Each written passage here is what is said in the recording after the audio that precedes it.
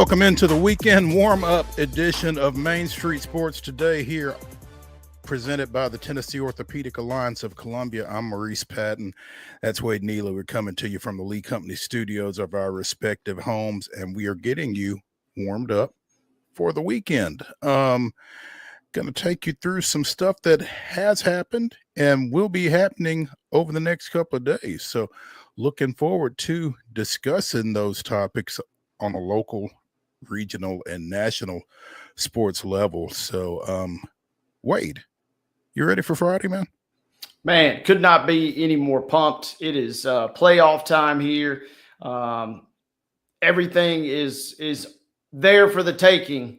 But the wild thing is, as you well know, we will obviously cover a lot of teams that win tonight, but half of the state of Tennessee will go home tonight, and some folks will be playing their last game ever. So you live and you work all season for this. It's going to be fun, and that's kind of just getting the stage set for the rest of what should be a good weekend as well. Absolutely. It's going to be a lot of fun. As you said, starting with some state playoff action at the high school level tonight and continuing with some pretty high-powered college football matchups tomorrow. Obviously, NFL on Sunday. And basketball in the mix as well. So, yeah, plenty going on, plenty to talk about, and we're going to get to all of it. In the next hour, second hour of the show, we will be joined by Louisiana Sports Hall of Fame member Ron Higgins. Talk a little bit about LSU and their matchup with visiting Alabama tomorrow night, which most people are kind of touting as an elimination game.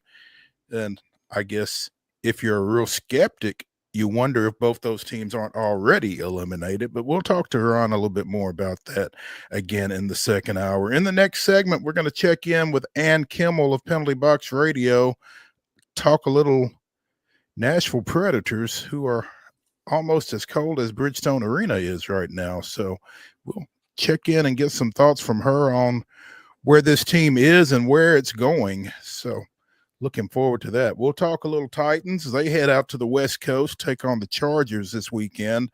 And there will be quite a welcoming party for them when they get there. A number of former Titans on the Chargers roster. And so that's going to kind of up the ante a little bit for this one. Some Thursday night football to talk about, as Wade kind of predicted yesterday. This game did not disappoint for sure. So we'll talk a little bit more about that, some other NFL tidbits in our next segment. We'll talk a little college football because, of course, it's college football season. A little Major League Baseball, some NBA. And in our final segment, it's the Wonder Slate, as Wade and I try to pick 10 winners from this weekend's college football schedule against the spread. And, last weekend was not great, but it wasn't awful. We've certainly had worse. So looking forward to that. Yeah, could have been worse. Some highlights, but definitely some lowlights, at least in terms of my picks. So always excited. Just you get to do it all over again this week. So I'm always pumped. We get this segment at the end of the show on Friday. No doubt. So, that's kind of what we're looking like here for the next couple of hours. So I imagine we should probably go ahead and dive right in, giving you yesterday's results and today's schedule on the rundown. This is the rundown. Hey, gang, before we get into the Friday rundown, I want to remind you that the Friday rundown is brought to you by our friend Chip Walters of Exit Realty, Bob Lamb and Associates. The Blue Raider Voice also wants to be your trusted advisor in real estate, so contact Chip at 615-542-1915, or you can visit his website at choosechip.net. That's Chip Walters, proud to support youth sports across Middle Tennessee. Hey, let's get you started with some results from yesterday. There was, we mentioned that there was a high school playoff game over in East Tennessee yesterday. Well, there was also one here locally, as Providence Christian over in Murfreesboro hosted Grace Christian out of Franklin. And it was the Lions of Grace Christian picking up the road win 37-7 in that one. So, as we mentioned, teams that are headed home, Providence Christian would be one of those. Grace Christian out of Franklin is moving on along with tonight's winners. Men's soccer action down in Montgomery. It was the University of Mobile 4, UT Southern nothing in the Southern States Athletic Conference tournament semifinals. Women's basketball action yesterday. Lipscomb defeated Johnson 107-57. It was Tennessee 90, UT Martin 50. Kansas State with an 82-56 win over Belmont. Men's basketball, defending NAIA champions Freed Hardeman 92, UT Southern 55. On the ice, it was the Florida Panthers down in Sunrise with a 6-2 win over the Nashville Predators. And in Thursday night football action last night, the Baltimore Ravens survived against Cincinnati 35-34. Again, more on that one later in the show. Good results last night brings us into a jam-packed weekend schedule. Let's get you cranked up. High school football, these are state playoff matchups for all of our squads, and unless noted otherwise, all of our games come your way at 7 o'clock. We begin with Franklin traveling to Antioch this evening. Knoxville Webb is visiting BGA. It'll be Brighton on the road over at Beach tonight. Davidson Academy hitting the road for a trip to Boyd Buchanan. Smyrna is visiting Brentwood tonight. MBA will be at Briarcrest Christian. CAK is at CPA in a acronym battle there. Watertown will be at Chattanooga Central. Creekwood hits the road for a trip to Chester County. Germantown visiting Clarksville tonight. Rossview hitting a little bit of a trip out west to take on Collierville tonight. Woof, yes, indeed. The Kings Academy at Columbia Academy, a matchup we've talked about a couple of times earlier this week. It'll be Tipton Rosemark on the road at DCA. Houston County is traveling to Eagleville. It'll be Cheatham County at East Nashville. Fayetteville is over at East Robertson tonight. Chattanooga Christian is at Franklin Road Academy. Tyner Academy will come to Giles County tonight. You can catch that game on Mixler or PulaskiCitizen.com. Yours truly and Chris Bledsoe will have your call. First time Tyner Academy has visited Giles County since 1996, so it should be a big one in the 3A playoffs tonight. Other quick games on the docket. You got Blackman, who's on the road at Green Hill. And don't forget about Dixon County, because Dixon County tonight is on the road at Houston. Also at 7 o'clock tonight, Loretto travels out to Huntington. Station Camp is at Jackson Northside. Bartlett comes to Kirkwood. Pope John Paul II is at Lausanne. Fairview goes to Liberty Creek. Centennial travels to the Pit, taking on the Lincoln County Falcons. Middle Tennessee Christian hosts Fayette Academy. Coffee County is at Mount Juliet. Springfield goes west to Munford. Tullahoma is at Nolansville. That game is the MyTV 30 Friday night rivals matchup, by the way. Lebanon is at Oakland. Columbia Central goes to Page. South Gibson is at Pearl Cone. Ravenwood hosting Cane Ridge. West Carroll is at Wayne Hobbs Stadium taking on the Raiders of Richland.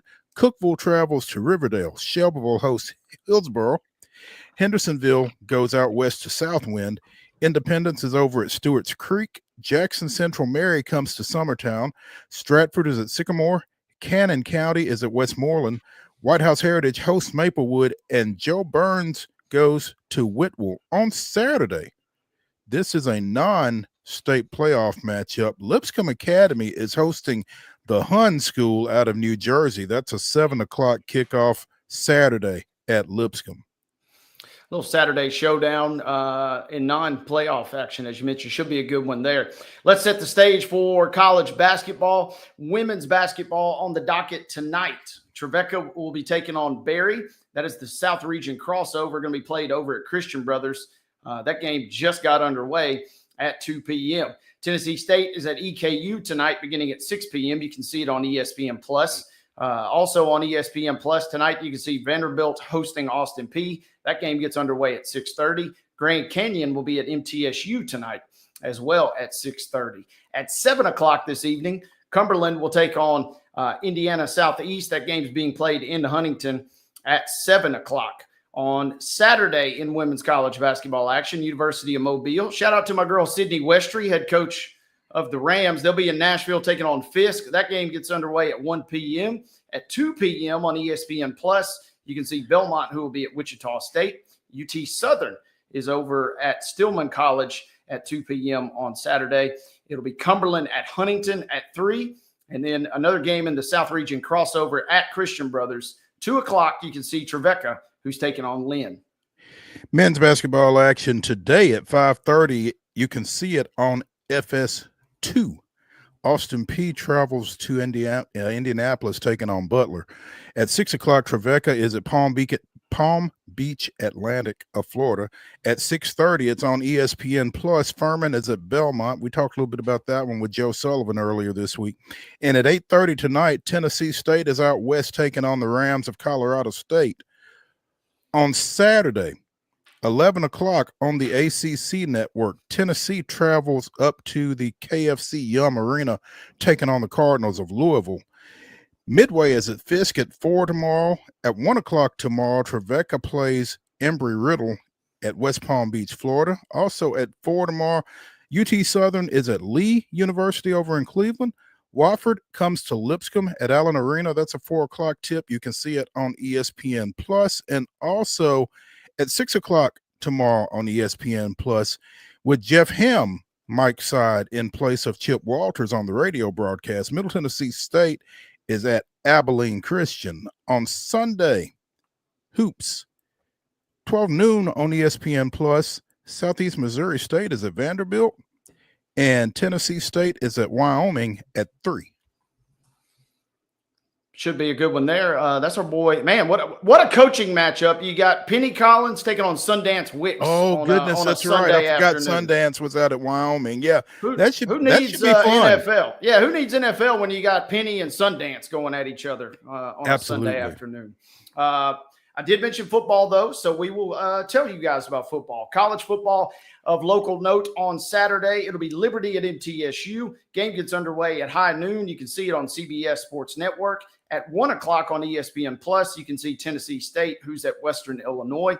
Abilene Christian will be at Austin P. That game gets underway at 3 on ESPN Plus. A little after 3, 3:15 to be specific, South Carolina will travel to Nashville to meet the Commodores of Vanderbilt. Game will be shown on SEC Network. And at 6 o'clock on Saturday night, you can see the Tennessee Vols, who are hosting the winless Mississippi State Bulldogs. Ooh, yeah, thoughts and prayers to the Bulldogs.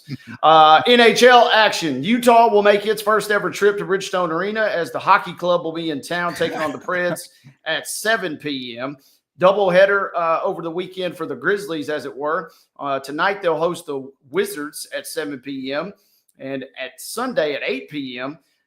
Man, how about this? So they got the Wizards coming to town Friday, and then they head straight out to Portland on Sunday night, an 8 p.m. Sunday tip. They will get underway versus the Trailblazers. Games can be seen on FanDuel Sports South. Also in Sunday NFL action, the Titans, they're on the road as well. Got a lot of folks making the trip out. It's the official Titans road rally this weekend. Good luck to them because the Titans are at Jim Harbaugh and the Chargers. 3:05 is your scheduled kickoff time, and that game will be shown on Fox. That concludes the Friday schedule, the weekend schedule, as it were. And ladies and gentlemen, that concludes today's rundown.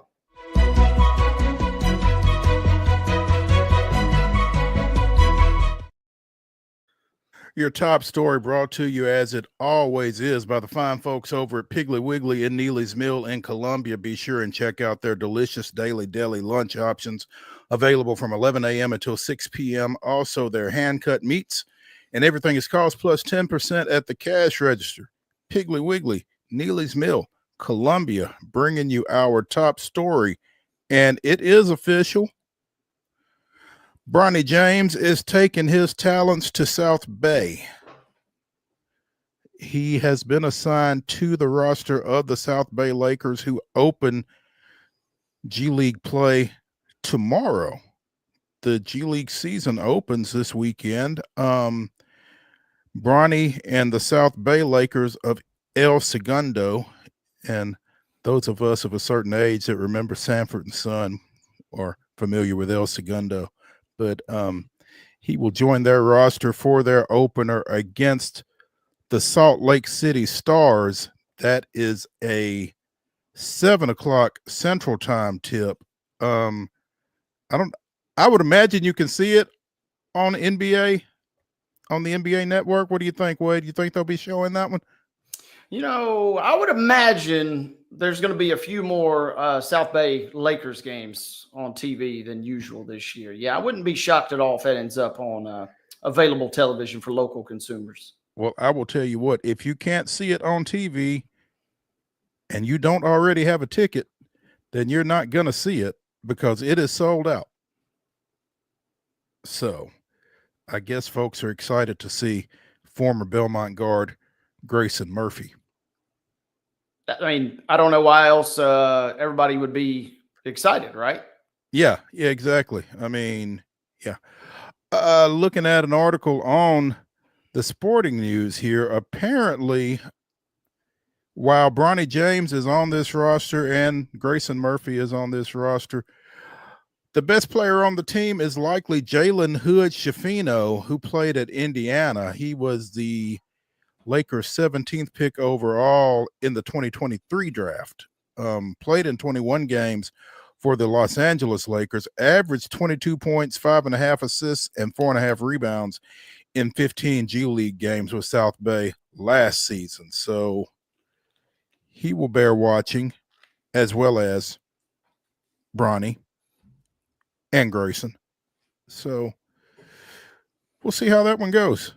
Yeah, the Grizzlies, they sent, if you think about it, the Memphis Grizzlies sent Bronny to the G League. He got in for 5 minutes at the end of that blowout the other night, and who knows? We may never see him again in the NBA. And if he doesn't, the Grizzlies have sent Bronny to the G League. It's interesting, and it's going to be interesting to kind of continue to keep an eye on Bronny and how this whole thing develops. I mean, again, all of the talk that everything that we've already said, we're not sure if anyone would have drafted him had the Lakers not drafted him. And so from there, maybe we have seen Bronny James for the last time in the National Basketball Association.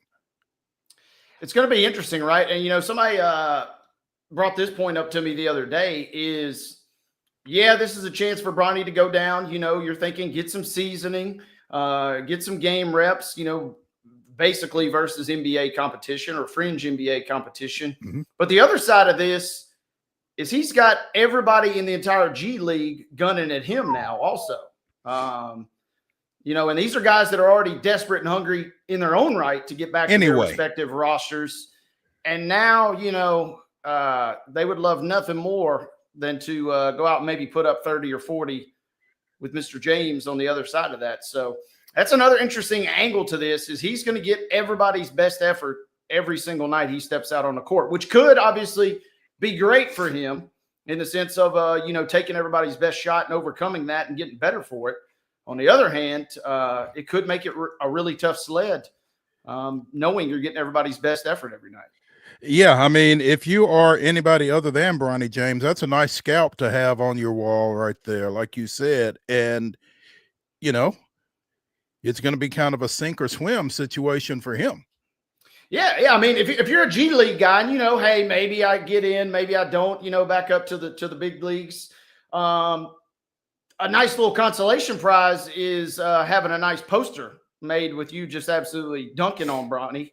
And, depending on the Lakers schedule, I would imagine LeBron is going to try and at least go to a couple of these games in some capacity. So maybe even get a poster with Bron watching Bronny get yammed on in the front row.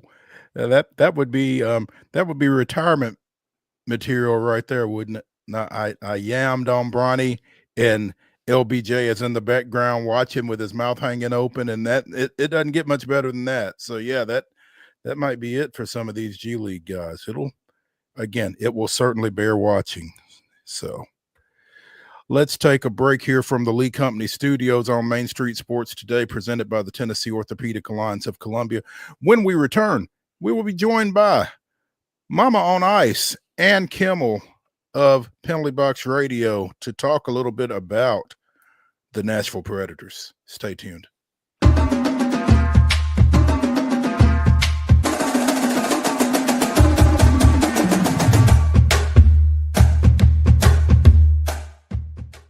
Whether you're an athlete or a weekend warrior, when it comes to your performance, don't settle for anything less than excellence. We're proud to announce that Mid-Tennessee Bone and Joint Clinic is now Tennessee Orthopedic Alliance of Columbia, where we are redefining sports medicine and orthopedics. Tennessee Orthopedic Alliance's team of expert sports medicine physicians understands the unique demands of your body. TOA Columbia specializes in personalized orthopedic care, offering state-of-the-art treatments for everything from sports injuries to joint replacements. Learn more at toacolumbia.com. Step into the Lionel retail store at Opry Mills, Nashville, and you'll be captivated by all the magic of the 123-year history of Lionel trains. Whether you're already a train enthusiast or just getting started, Lionel will energize your love for trains.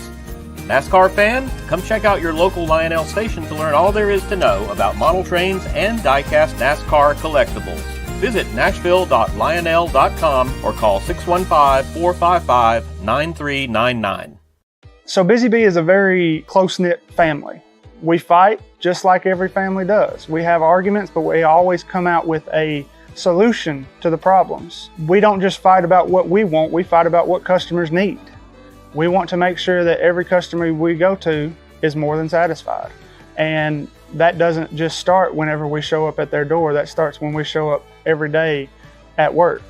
We want to make sure that we are serving our customers to the best of our ability. Custom Stone Handler supplies over 600 distributors and suppliers with quality stone products. Along with River Stone, we produce and distribute over 100 building, landscape, and other bulk products. Our goal is to provide quality products, service, and partnerships to ensure our customers' success. We firmly believe that the measure of any person or company is how they treat other people and customers. Give them a call at 931-490-4990 or visit CustomStonehandlers.com. With Lee Company technology, the best handymen are hands-off. Lee Company techs have been using visual findings and other smart technology tools for years to add transparency and virtually take customers along. You see what we see, whether we're in a crawl space or on a roof. With Lee Company, technology helps us help you, no matter what's happening in the world or at your house. He shoots, and he scores!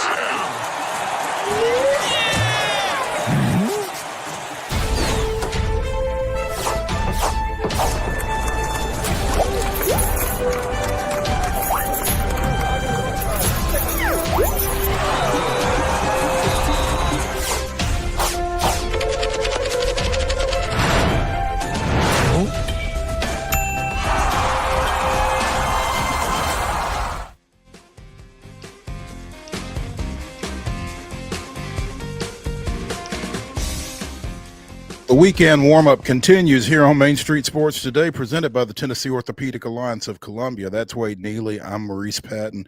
We're coming to you from the Lee Company studios of our respective homes, and we are pleased to now be joined by Ann Kimmel of Penalty Box Radio. Talk a little Nashville Predators. And this team is nothing if not streaky. Is that fair to say? That is an absolutely accurate assessment. It has been a yo-yo year so far for this Nashville Predators team. And unfortunately, too many of the times they are coming out on the short end of the stick here. They are 4-9-1 in their first 14 games. So this is not the start Preds fans were hoping for. It's certainly not the start that Barry Trotz was hoping for either. To what? Is there any overarching factor that has played into all of that? You know what I think? I think in the spirit of the upcoming holiday, I'm going to summarize it by saying there is a cornucopia of small problems that have become a big issue for the Nashville Predators. And it's everything from new players still trying to find a comfort level in the system to players who were very successful last season, not yet replicating that this season. It has to do with not finishing on scoring chances. Some of it is bad puck luck. I think some of it is they're not maintaining momentum in games, and any one of those factors can sort of derail a game. But when you put them all together, what you're seeing is it's really derailing the start of the season for the Nashville Predators. Again, started with 5 straight losses, then ran off 3 straight victories, the last of those in overtime, lost in overtime, then followed up with a loss to Edmonton, and from there 1-1, and then lost their last 3. Yes. So again, it's been kind of a feast or famine, mostly famine for the Preds, as they get set for the hockey club's first trip to Bridgestone tonight. Yep, that's right. So Utah is coming in, which is such an interesting team. Utah seems to be a team that's cooking on vibes, but they also have a really interesting roster. They've got some young players who are coming out spicy already this season and really finding their game early. They've got some veterans who are keeping this team very level, and they've got a lot of players who are in their prime who are really hitting their stride. They've dealt with some injuries, so this is a team that I think is beatable, but Nashville has to pull it together. And I think the longer their struggles go on, the more difficult it is in the locker room and in the mental space it is to pull it together, especially after a loss like they had, a 6-2 loss last night against the Florida Panthers. That's a tough one. That's a tough one to just move on from. Yeah, I misspoke. That game is tomorrow night between Saturday. Utah and Nashville at Bridgestone, not tonight, but nevertheless, at least they get a night off. But like you said, Utah's playing pretty well right now, and they've got a pretty good goalie going for them, and Nashville has issues. Nashville has a multiple number of small issues that have become big issues. And I think now it almost is difficult to reset the clock. It's difficult, first of all, because you can't go back and get any more points. Right now they have 9 points, lowest points total in the entire league right now. So you can't go back and get points, but you also have to be able to pick up from where you were and move on. And it feels like at times this team, even when it wins, even when it plays well, it doesn't carry that momentum on into the next game. And so there's really a consistency problem as well. Yeah, and I'm curious, at what point, obviously puck luck and, a few bad breaks here and there, obviously maybe not that big of a concern, but at what point do we kind of start to really, in your mind, get, maybe some deep-rooted concerns about this team unless they start turning things around? I am probably one of the rare people that you'll find that says it's not time to panic yet. Now, it also doesn't feel great. So let's just be real about that. But it's not time to panic yet. Last season, the Predators were 5-10. And they found a way to get themselves into the postseason. A large part of that came when they went on that point streak in February, March. If Nashville can get it together well before February and March and start stringing together wins, they can get themselves out of this, but they have dug a hole, and it's going to take a lot of work. And there's going to be no time off in this season for them to let a game slide because of the way they've started the season. It isn't time to panic yet. Now, people can tell you, different stats. I've heard Elliot Friedman. He is an NHL insider from Sportsnet. Great guy, knows a ton about hockey. And he follows a stat that says teams that are 4 or more points out of the playoffs on November 1st, there have been 70 of them in the full season salary cap era. There have been 70 teams that have been 4 or more points by November 1st out of the postseason. Only 10 have made it into the playoffs out of those 70. That sounds terrible. But a lot of those teams weren't built to be postseason teams. A lot of those teams were teams that were rebuilding or that were really investing in developing young players. Nashville has in its hands a roster that could be a postseason team, but they do need to get it together, and that's going to have to come pretty quickly.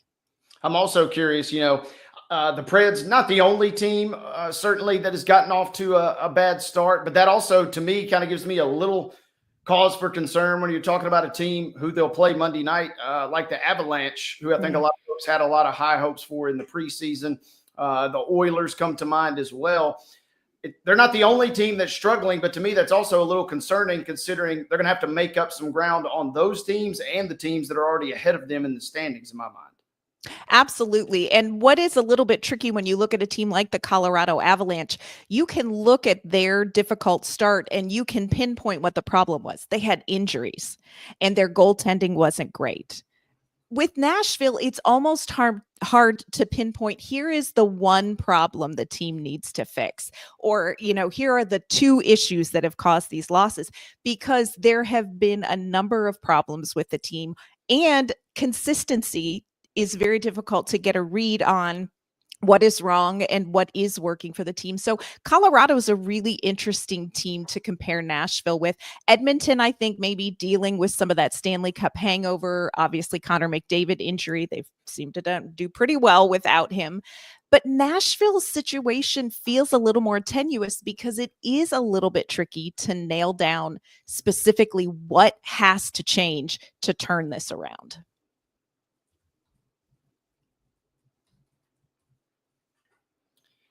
I guess, and I'm also curious too. We've mentioned Utah, who's gotten off to a fast start, but I continue to, I guess maybe I shouldn't be blown away, but what is going on in Winnipeg, and why are the Jets like an absolute juggernaut right now? I keep waiting on them to have some sort of a slip up, but they have only dropped points in one game this season, 13 wins in 14 overall contests. Winnipeg has been surprising a ton of people. Not because they don't have a talented roster, they do, but because I don't think anybody anticipated that roster was going to be able to come right out of the gate and perform as well as they do. The thing that they really have that's kind of the ace up their sleeve is Connor Hellebuck in goal. And I truly believe you could put my mom and I on ice in front of Connor Hellebuck and he could still win a hockey game for the Winnipeg Jets. He is just having a phenomenal season, but so many of their other players have hit their stride early. There's a lot of veterans on that team. And I think there is also a sense that this is the time for Winnipeg because they have some players that they're going to either need to re-sign or cut loose after this season. So I think that there is also an intentionality with that team. Mm-hmm. Is this sustainable? I don't see them going 81-1. And we've seen Winnipeg have a hot start and then struggle down the stretch. But it is a team you've got to keep your eye on because it's not just luck when you are 13-1. You are doing things right. Ann Kimmel of Penalty Box Radio joining us here on Main Street Sports today. And I heard, Ann, that your mom is quite the enforcer. So I'm not surprised. But, it's funny. You were saying a couple of seconds ago to Wade that there are so many little issues that it's kind of hard to pinpoint where the Predators need to start, because that's what I was going to ask you. What is the one thing that might be the quickest, easiest, most successful fix for the Predators right now? I think, and this sounds vague, but I think it's true. I think go back to the basics. I think part of what has tripped up Nashville is they have tried to do more than they need to do to win games. They've tried to win pretty. They've tried to play cute. That's something Andrew Brunette has said to us in postgame. We tried to win cute, and they're looking for that flashy pass or that pretty goal. And really in hockey, you get back to the basics. You get into the high danger areas and you score those greasy goals. You win the puck battles. And I really think that there's an element of that Nashville just needs to get back to and strip away the expectations that I think have weighed on the team. And I think they just need to get back to focusing on the very basics. So what you're saying is the Nashville Predators need to take on the Memphis Grizzlies grit and grind. 100%. That's exactly it. Yep. Okay. All right. Easier said than done? Yeah. Always, especially when I think that there is a level of there's a mental component to this. Andrew Brunette's talked to us about the frustration level on the team. And he said, frustration makes you as a player think that you're working harder than you are. and that it makes you maybe less of a good teammate. And I think there's an element of frustration in the locker room. Now, I will say this, being in the locker room, talking with the players, watching them in practices, there isn't a locker room problem among the team, but there is a high frustration level among all of the players because really there isn't anyone who is going. There isn't anybody that's where they need to be right now. And so there is kind of a high frustration level. If they can set that aside and get back to that grit and greasy play, I think that's where Nashville is going to be able to start digging out of this. It's just not going to be pretty to get out of the hole they've dug. It seems like there's too much talent and too much kind of veteran leadership for that not to be the case, right? It feels like at some point things will start turning their way. And that's why I wanted to ask you, was it a systemic issue? Because it feels like at some point there's just so many guys with such experience in that locker room that they've got to get it turned around in some capacity. I really believe that that's true. I think when you get new players like Marchessault going, he's really struggled. The last couple of games, we've seen Steven Stamkos get more comfortable. He's got 3 goals in his last 4 games. As they get more comfortable, I think you're going to see improvements. But you also need to see the guys who have been here a while. Roman Yossi's been off to a tough start.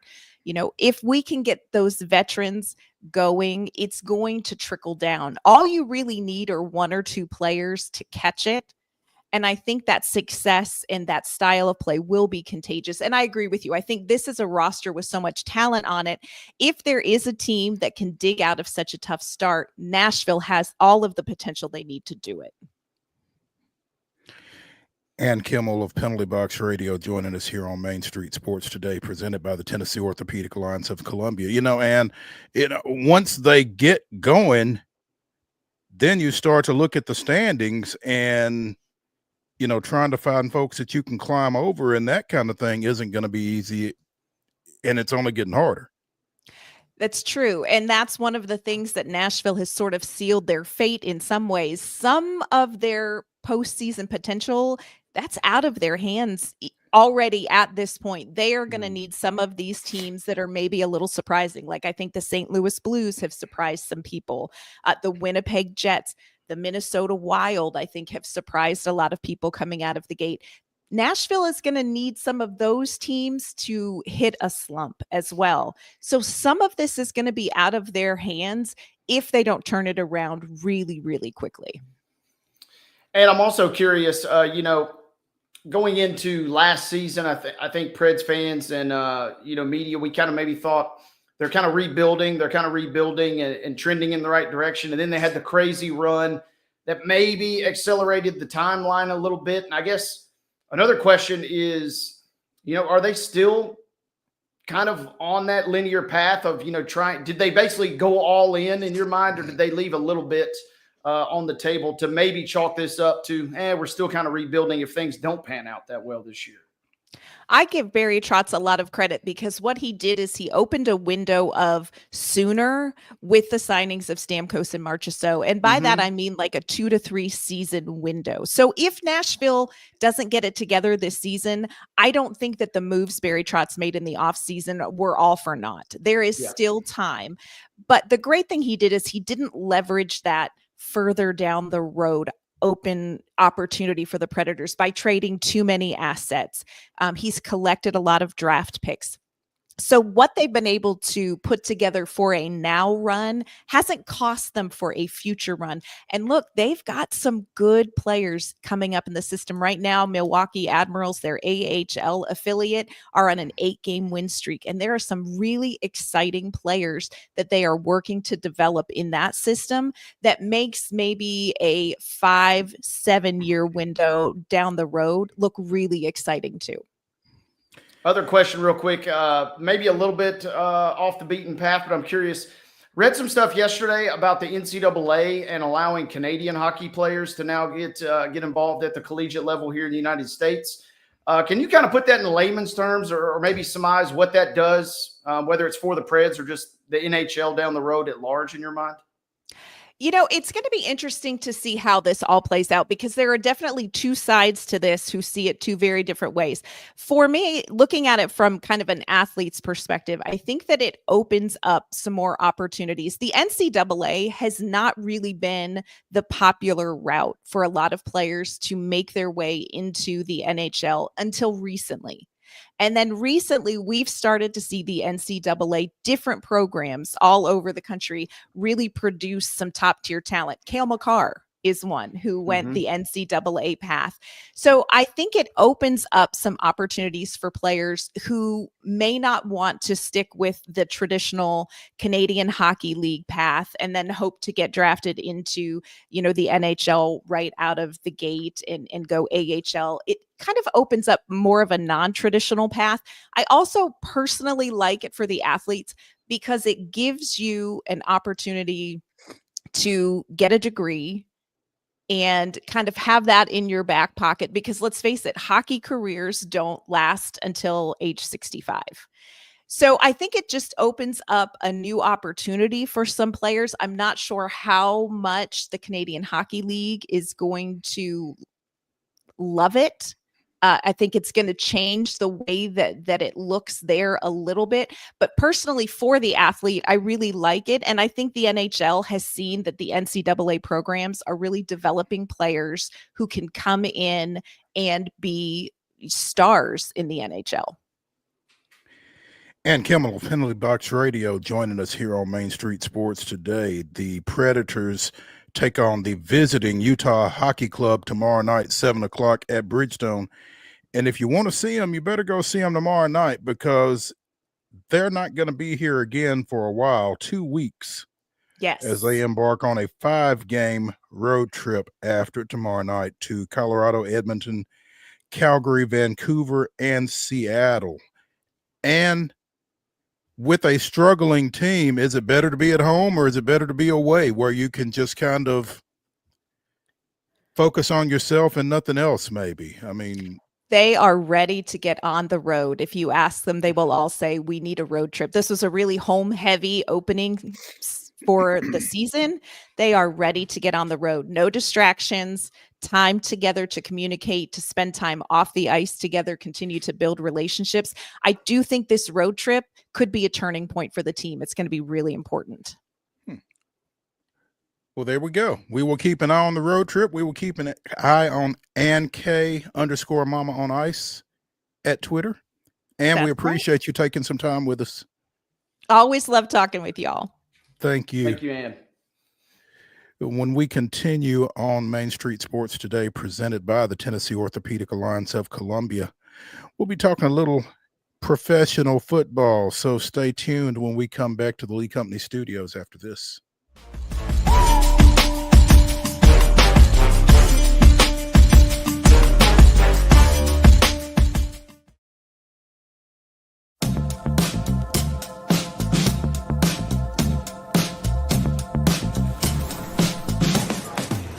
Do you want to be a bad man? Yes, you do.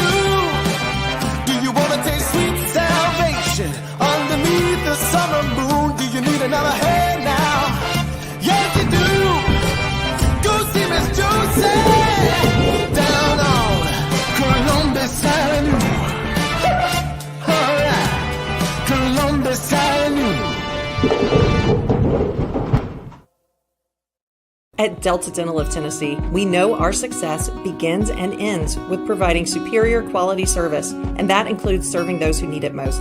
This year, we're celebrating 25 years of giving back to the community we call home. Delta Dental, along with our Smile 180 Foundation, supports Tennessee's dental colleges and oral health education, children's hospitals, free and reduced cost dental clinics, and other like-minded charities. Here's to the next 25 plus years of ensuring healthy smiles. So Busy Bee is a very close-knit family. We fight just like every family does. We have arguments, but we always come out with a solution to the problems. We don't just fight about what we want, we fight about what customers need. We want to make sure that every customer we go to is more than satisfied. And that doesn't just start whenever we show up at their door, that starts when we show up every day at work. We want to make sure that we are serving our customers to the best of our ability.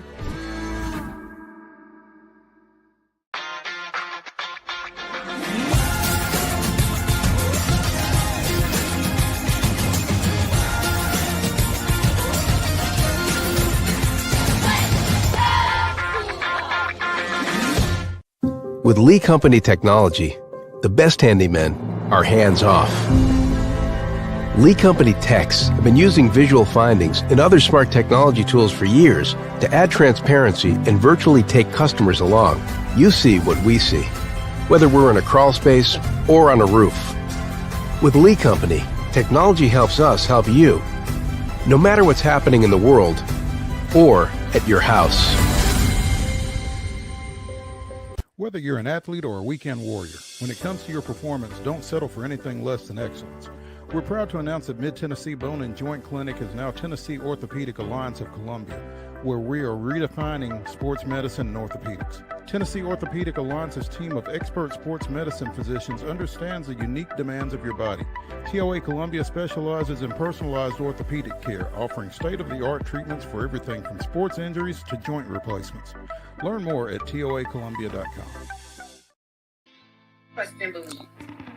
We're getting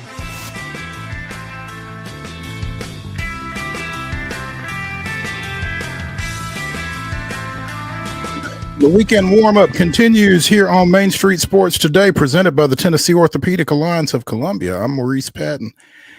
That's Wade Neely. It sounds as though Will Levis is trending towards starting Sunday afternoon out at the Chargers. Whether that's good or bad is, a matter of opinion. But generally speaking, in terms of the philosophy that the Titans brought into this season, every opportunity that you get to get Levis on the field to figure out whether he is QB1 and giving him every opportunity to either prove or disprove that is a good thing. So if he's healthy, as Brian Callahan has told us on numerous occasions, he's going to go. So we'll see if he's healthy. Yeah, it'll be a big decision. And, I assume we'll probably know. It feels like, we're trending in that direction, and it sounds like he's going to give it a whirl on Sunday. But, wouldn't be surprised if we kind of even get a little more intel as the week goes along, and it's kind of good and bad, right? Because good in the sense that the Titans offense, I'm whispering this, but they've been playing a little bit better. Not as much still for some reason in the second half, but by and large, they've been improving. But on the bad side of things, man, losing Cushenberry, that makes me really skeptical. And you hope that's not too big of a setback, but I don't really see any way as high hopes as they've had for him. And he's played pretty solid this season. That seems like that could be a real something to keep an eye on. So it's kind of a mixed bag of emotions as we head into this weekend, in my opinion. It does feel like the offense has been better, but the offense had a pretty high ceiling as well. So there's that. No doubt. Yeah. It feels like they have kind of lessened the mistakes, which is a good thing. Now, how much of that is because of Mason Rudolph being out there instead of Will Levis?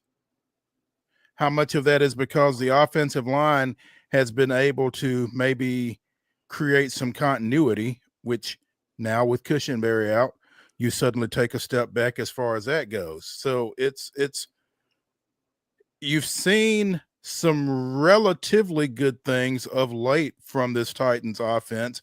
How do they build on that Sunday against the Chargers with Levis out there and without Cushenberry out there? I think those are the two things to kind of keep an eye on Sunday. I think so. And it will be a hard-fought physical game. The Chargers, in less than a year, have really kind of embraced the role of the identity of their new head coach. So they are tough. They are physical. They got Tier Tart, who's doing some great things, the former Titan. I mean, so and you mentioned they've got a bunch of ex-Titans on that roster.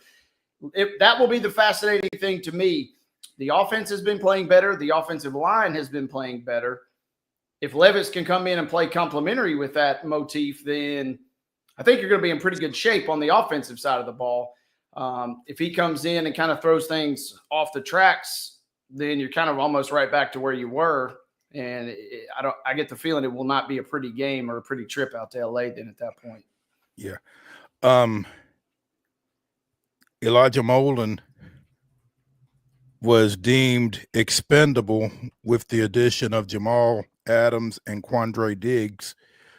Adams has since been released. Diggs has, I guess, been placed on IR, right?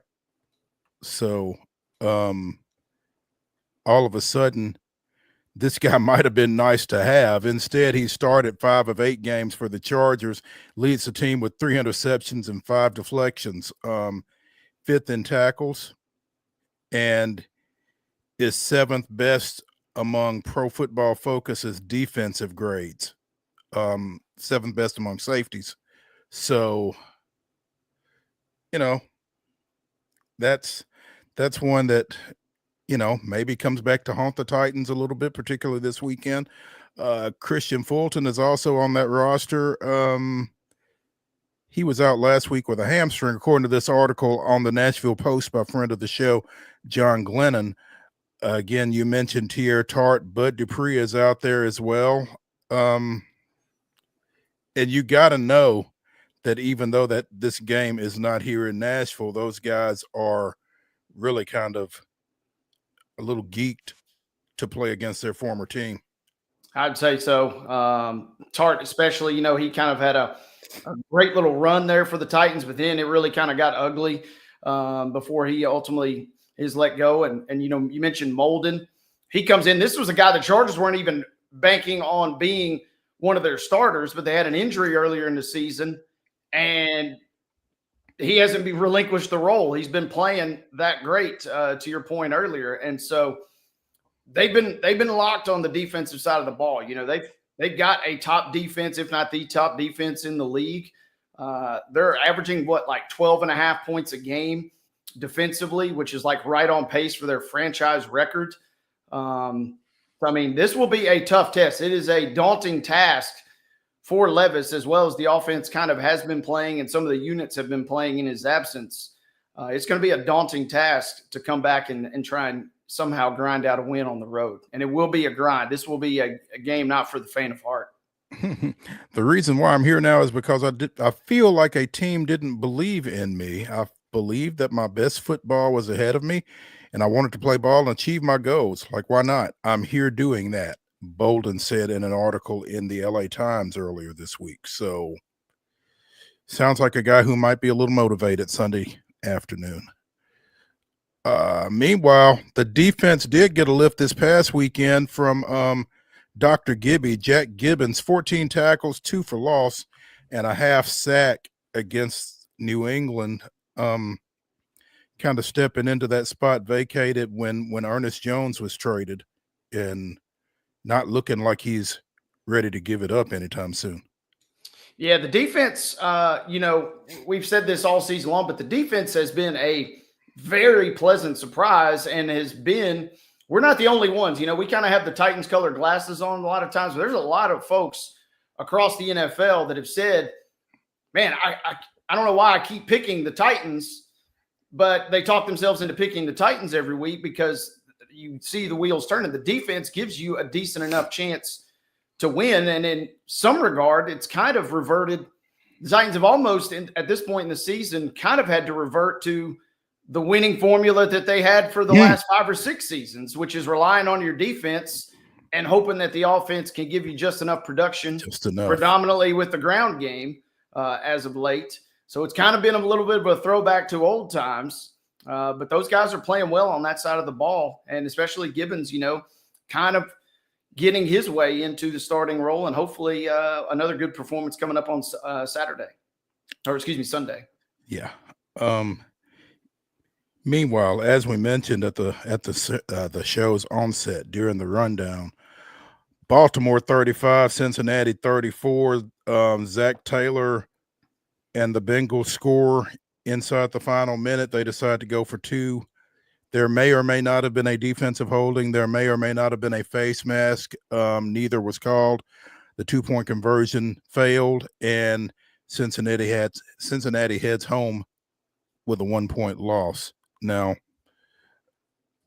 I don't necessarily understand the philosophy of going for 2 on the road and going for 1 at home. It's not like it's baseball where the home team is always going to have the last at bat. I think I favor extending the game as long as I can, and maybe the longer I extend the game, the better the chance is that the other team makes a mistake. Now, I'm not sure, because I do know, at the high school level, and I'm not sure if it's any different or not, but I do know a couple of weeks ago, Will Hester went for 2 over at Oakland in overtime, got it and won. But I'm just not sure necessarily why being on the road dictates going for 2 in those situations. Yeah, I'm always usually in favor in that situation of going for 2, but that's just kind of my personal preference.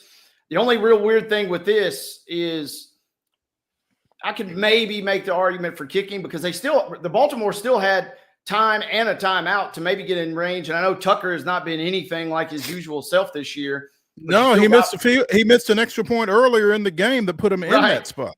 Right. So, I mean, he has not been great by any means, but that was kind of an unusual, and it wasn't the final play. And you also got to wonder if Zach Taylor wasn't having visions of Todd Bowles looking like the Grinch on the sidelines Monday night when he decided to extend the game, only to give the ball to Mahomes, and Mahomes promptly drives the Chiefs right down the field, and they win the game with his team out ever getting his hands on the football. So I kind of applaud the decision. It was a little more unique in the sense there was some time remaining. Mm-hmm. But if they kick the PAT and they lose the coin toss and Lamar and Derrick Henry drive right down the field and score, and they never touch it. Everybody's sitting here today saying, why in the world did you not go for 2 on the road and get the win?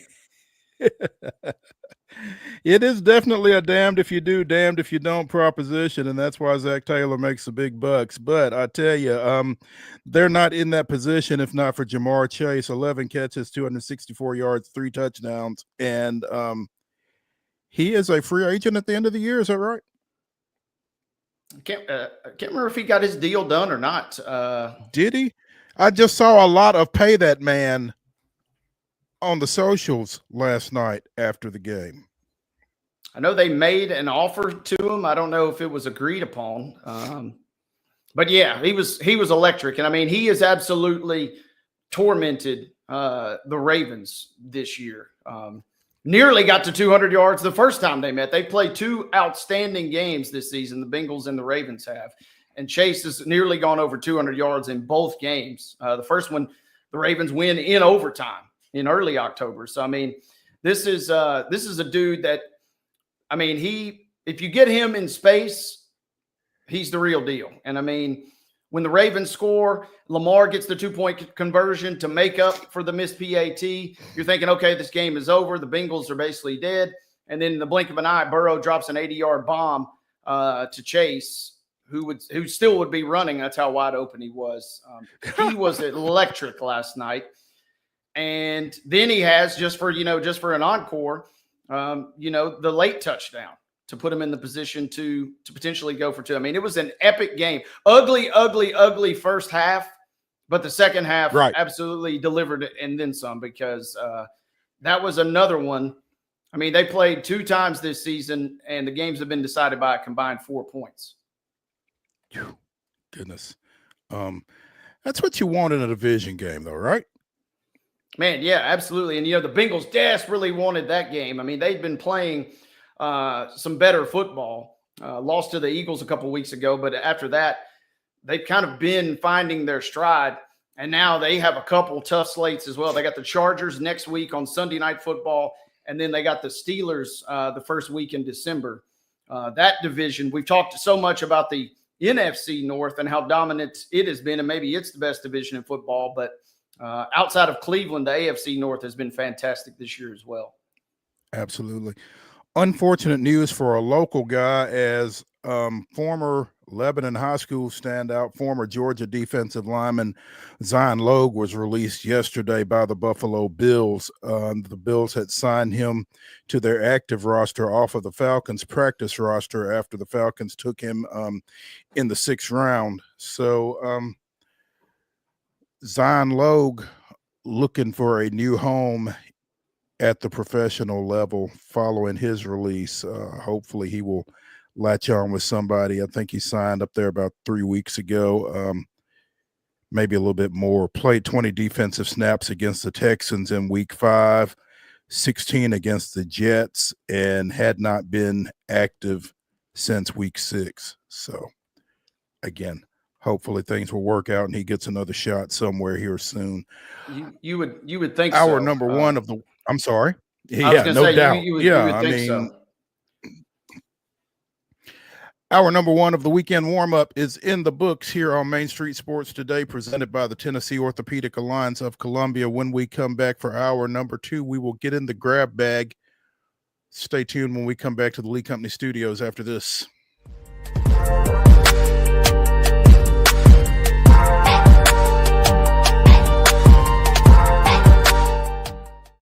Nashville's Nutcracker returns to TPAC this December, presented by Nashville Ballet. This holiday season, audiences will journey with Clara and the Nutcracker Prince through Nashville's history and the land of sweets.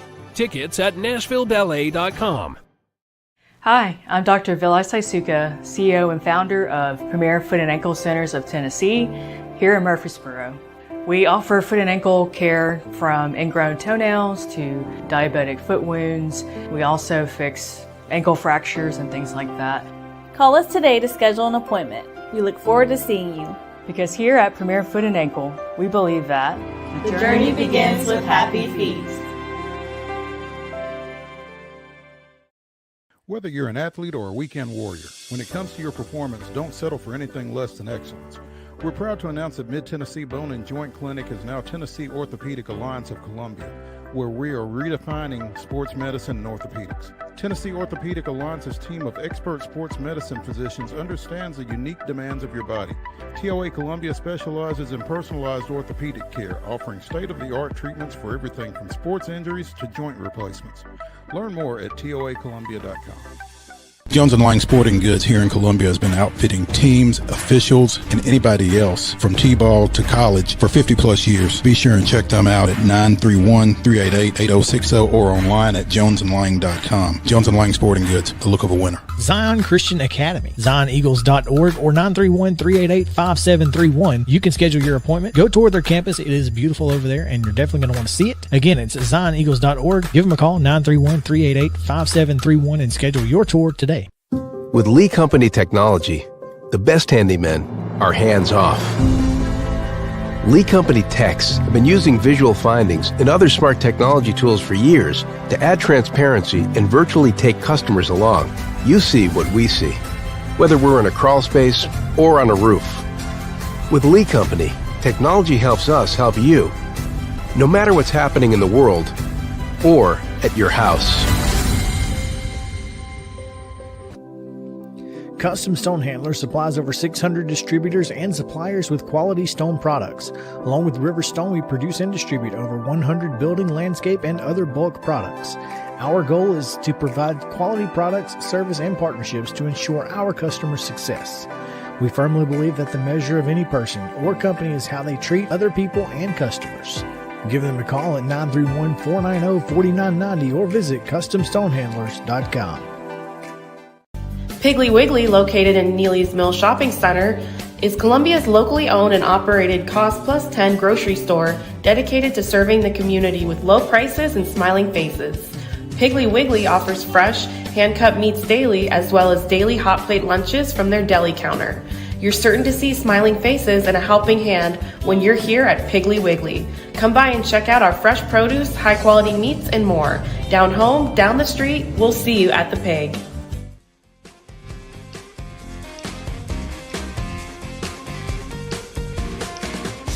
Number 2 of the weekend warm-up begins right now here on Main Street Sports Today, presented by the Tennessee Orthopedic Alliance of Columbia.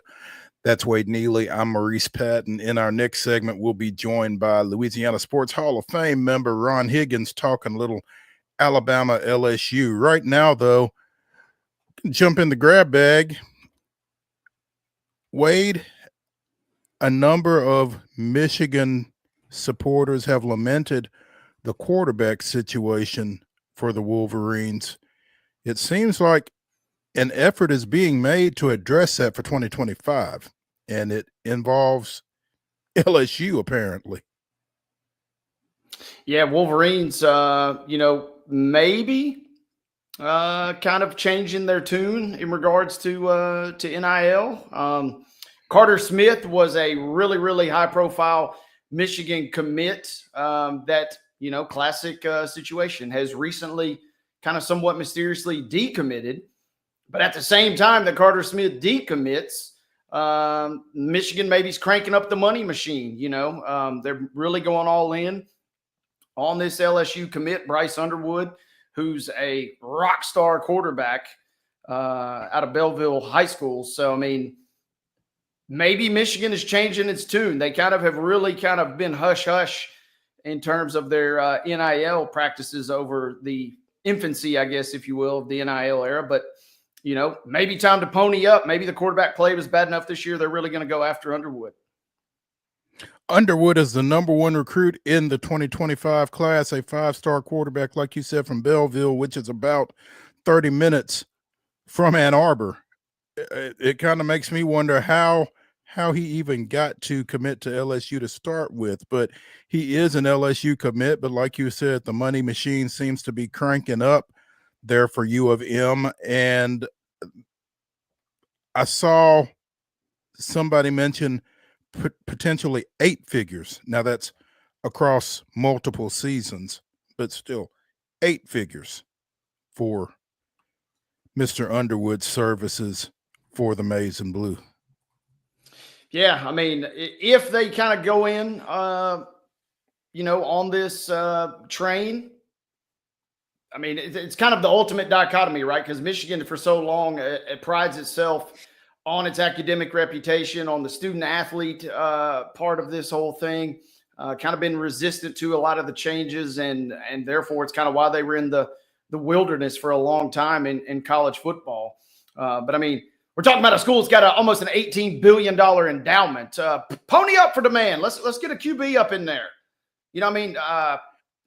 They've kind of got some things at their disposal if they want to become the evil empire a little bit. We've seen Ohio State obviously do that. And so maybe Michigan gets in the waters here. It would make this weekend's matchup with Indiana a little bit easier to take if you got some good news on that front, I would imagine. Yeah, this is basically a lost season. Michigan's streaking toward the Music City Bowl at this point. No disrespect to our friends at the Nashville Sports Council, but not where they want to be. Obviously, coming off the heels of an undefeated season and a national championship, and this was the only thing as a Michigan fan you're worried about is when you hire Sharon Moore, you're basically hiring a Harbaugh clone, and you're running the same system. You're running things exactly the way that Harbaugh did. The only problem is Moore is not Harbaugh, and that's kind of led to some growing pains thus far. I still think that he's going to end up being a pretty good coach. Whether that, leads to Harbaugh level success will certainly be determined. But that's the risk you run by maintaining the exact same scheme.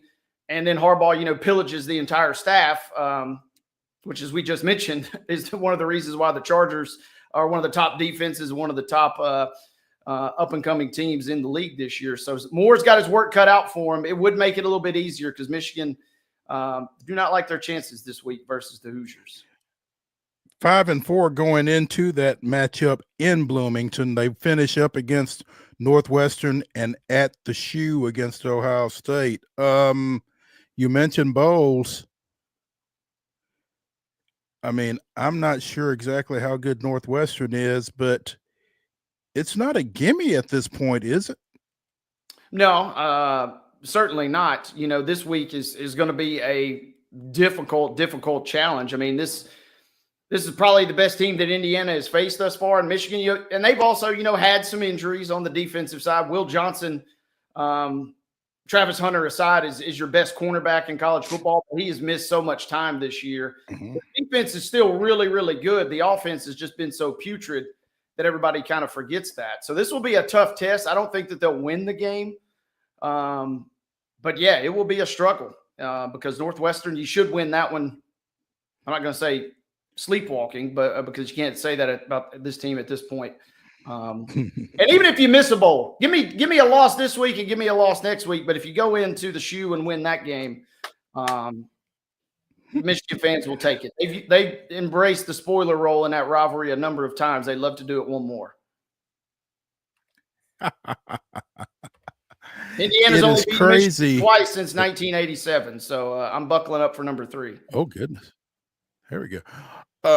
It is crazy that 2004 Heisman Trophy winner Matt Leinart has a son who is being recruited, but apparently Cole Leinart has committed to SMU. He's in the 2026 recruiting class. Had offers from Colorado, Pitt, and UNLV as a quarterback, but that just makes me feel really, really old that Matt Leinart's son is a recruitable athlete. Man, well, buckle up because you got Matt Hasselbeck's son, who's a UCLA quarterback, and then you got Akili Smith Jr., who's a class of 2025 recruit, the former Oregon Duck legend. So buckle up. The hits are about to keep coming for us in that regard. Yeah, no doubt. And I don't know how good he is, but if he ends up at SMU, I mean, they're streaking toward the playoffs and an ACC championship in their very first year. If this guy can play, buckle up. Yeah, that's an interesting dynamic, to say the least. Earlier this week or late last week, we saw that Le'Veon Moss from Texas A&M further cut into the Aggies running back depth. He's out for the year with a leg injury. And apparently they are moving, or they are considering moving, a defensive back over to kind of give them some depth at that position. I'm not sure if that's A&M's biggest problem coming off that loss to South Carolina, but dealing with that and dealing with running back depth issues on top of it, not a great place all of a sudden for the Aggies to be. No, and man, talk about life comes at you fast, right? I mean, they're a close loss to Notre Dame away, and then last week, being undefeated and probably being in the top 3, top 2 in the country. And now instead of that, we're talking about them losing last week, and you still got to go to Auburn in a couple of weeks, and then you got that massive showdown versus Texas at the end of the month. So this is a team that dared to dream ever so slightly for the college football playoff, and things could get pretty messy. Still, it's been a great season. I'm kind of joking there, but man, it's been a great year for Mike Elko in that first season. But anytime you have to basically have auditions for a position group, that's never a good thing. No. Couple of intriguing matchups in the Big 12 this weekend, including the Holy War as BYU and Utah tee it up. And Utah has been a fascinating situation this year with the expectations for eighth-year quarterback Cam Rising and his apparent retirement, I guess. And to have what you thought was going to be some stability at that position, and all of a sudden, not have that be the case at all, really kind of makes it tough to kind of regroup, I would think, for Utah and Kyle Whittingham.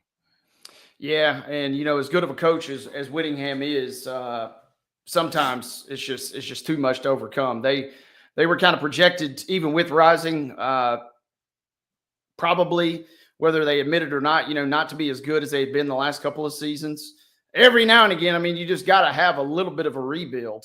And the fact that he does go down really has kind of blown the wheels off the wagon. This is going to be a wild game, though. One of my favorite rivalries. Hadn't played in a couple of years since like 2020 or 21. And so them getting together, early in the season, we didn't know that BYU would be this good. We thought Utah would be the team that where BYU is. And instead, they've almost kind of flip-flop. Yeah, exactly. Yeah. It's a dang role reversal between these two schools. But it'll be a fun game. I don't see any way that it's probably not close. I think just throw in the rivalry factor and the fact that Whittingham will coach them up to at least keep it competitive. Maybe BYU, sneaks out a win. Haven't played – what is this? I'm pulling it up here. Haven't played in Salt Lake City since November of 2018. They had back-to-back games in Provo before they paused this thing. So it's been a while. So Utah will be amped up for it, but I don't know that's going to be enough to push them across the finish line. That'll be the 9:15 game at 3 o'clock tomorrow. Texas Tech already kind of blew up Iowa State's playoff hopes. I don't know if Colorado has playoff hopes or not, but the Buffs are 6-2 going into Lubbock tomorrow, and I'm sure the Red Raiders would like to upset that apple cart as well. Yeah, and this is a game that Texas Tech just a few weeks ago was the toast of the Big 12. They've kind of fallen back to earth a little bit, but Colorado very much still in play for this thing because they've only got one conference loss. And, if you can get to the Big 12 championship game, you're now a win away, not from just making the playoff, but obviously getting the bye most likely. So this will be an epic game as Colorado kind of has, since the Hail Mary, just completely turned its season in the positive. They got Utah next week. They got to go to Kansas. And then they close with a winless in conference play Oklahoma State. I mean, this is the week. If you win this game, this is the week where you can dare to dream if you're Colorado at this point. Yeah, because you don't have to play Iowa State, which is the other team with one conference loss. And I mentioned Kansas too. They're playing I guess their stadium is under construction. They're playing all their games at Arrowhead this year. They have Iowa State and Kansas this week. If that game was played, at campus, I think Kansas maybe stands a little chest, but it kind of just feels like Iowa State's a little wobbly right now. So this is going to be a fun little race down the last couple of weeks, I think. No doubt. Excuse me. Before we get out of the grab bag, want to mention, and this is newsworthy, but I'm not really sure why. The New York Yankees exercised their club option for 2025 on manager Aaron Boone. He will be back for his 8th season in 2025.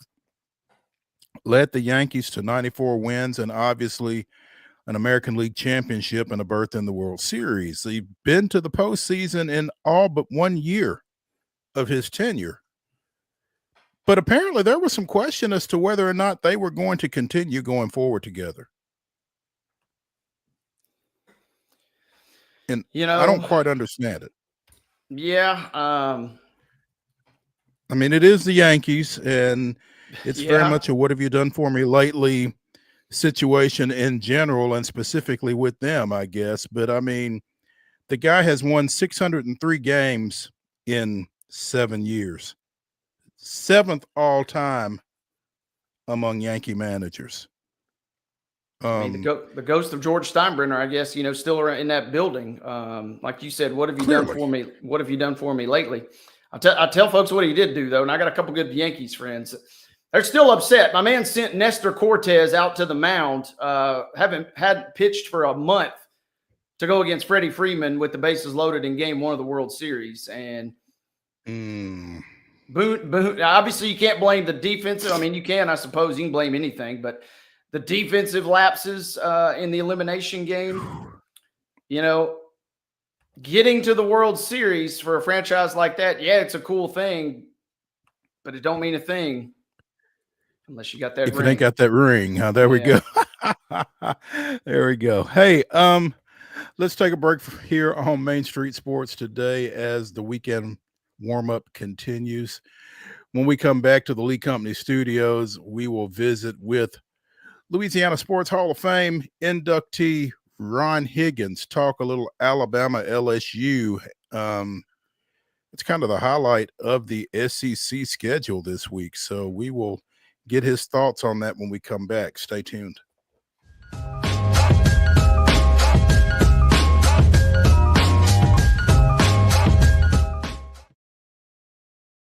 Hi, I'm Riley, a certified physician associate here at Premier Foot and Ankle Centers of Tennessee. We have a couple locations, Murfreesboro, McMinnville, as well as Franklin. We treat people of all ages. We're excited to get you back on your feet and hope we can help you today. Call us today to schedule an appointment. We look forward to seeing you. Because here at Premier Foot and Ankle, we believe that the journey begins with happy feet. He shoots, and he scores!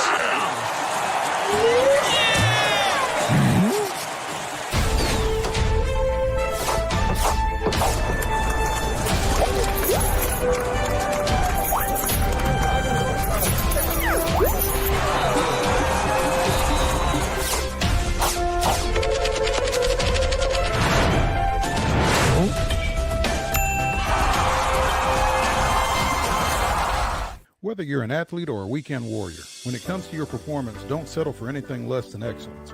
We're proud to announce that Mid-Tennessee Bone and Joint Clinic is now Tennessee Orthopedic Alliance of Columbia, where we are redefining sports medicine and orthopedics. Tennessee Orthopedic Alliance's team of expert sports medicine physicians understands the unique demands of your body. TOA Columbia specializes in personalized orthopedic care, offering state-of-the-art treatments for everything from sports injuries to joint replacements. Learn more at toacolumbia.com. With Lee Company technology, the best handymen are hands-off. Lee Company techs have been using visual findings and other smart technology tools for years to add transparency and virtually take customers along. You see what we see, whether we're in a crawl space or on a roof. With Lee Company, technology helps us help you, no matter what's happening in the world or at your house. Jones & Lang Sporting Goods here in Columbia has been outfitting teams, officials, and anybody else from T-ball to college for 50 plus years. Be sure and check them out at 931-388-8060 or online at jonesandlang.com. Jones & Lang Sporting Goods, the look of a winner. Zion Christian Academy, zioneagles.org or 931-388-5731. You can schedule your appointment. Go tour their campus. It is beautiful over there, and you're definitely going to want to see it. Again, it's zioneagles.org. Give them a call, 931-388-5731, and schedule your tour today. Piggly Wiggly, located in Neely's Mill Shopping Center, is Columbia's locally owned and operated Cost Plus 10 grocery store dedicated to serving the community with low prices and smiling faces. Piggly Wiggly offers fresh, hand-cut meats daily as well as daily hot plate lunches from their deli counter. You're certain to see smiling faces and a helping hand when you're here at Piggly Wiggly. Come by and check out our fresh produce, high-quality meats, and more. Down home, down the street, we'll see you at the Pig.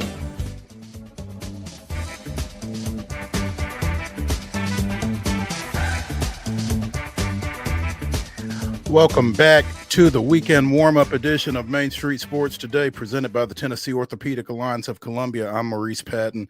That's Wade Neely. We're coming to you from the Lee Company studios of our respective homes. In our final segment, Wade and I will take on the Wonder Slate as we try to pick the winners of 10 of this weekend's college football games against the spread. There we go. So be sure to stick around for that. And we are currently awaiting the arrival of Ron Higgins of theronhiggins.com, who covers Louisiana State football, among other things, and wanting to pick his brains and get the pulse of the Tigers heading into tomorrow night's 6:30 matchup at Tiger Stadium against Alabama. Top 15 matchup. Alabama coming in at number 11, LSU at 15. And there are those who have referred to this as an elimination game in terms of the college football playoff, given that the committee released its rankings earlier this week. I'm not sure, and maybe I'm not familiar enough with either of them's schedules going forward, but it doesn't feel like to me that either of these teams are really in that. Are they? I mean, Alabama is in the bracket right now. I guess from that standpoint, maybe it's an elimination game, because I don't know that LSU is really in that mix. Are they, Wade?